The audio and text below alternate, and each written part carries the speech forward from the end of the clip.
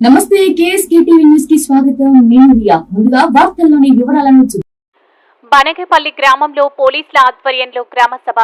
Reporter KSK Sunil. Anantapuram జిల్లా గుత్తి మండలం బసనేపల్లిలో శనివారం సిఐ వెంకటరామిరెడ్డి, ఎస్ఐ నబీ రసూల్ మరియు పోలీసుల ఆధ్వర్యంలో పోలీసులు కార్డన్ సెర్చ్ గ్రామ సభ నిర్వహించారు. అనంతరం సిఐ వెంకటరామిరెడ్డి, ఎస్ఐ నబీ రసూల్ మాట్లాడుతూ ప్రశాంతతకు భంగం కలిగిస్తే చర్యలు తప్పవని హెచ్చరించారు.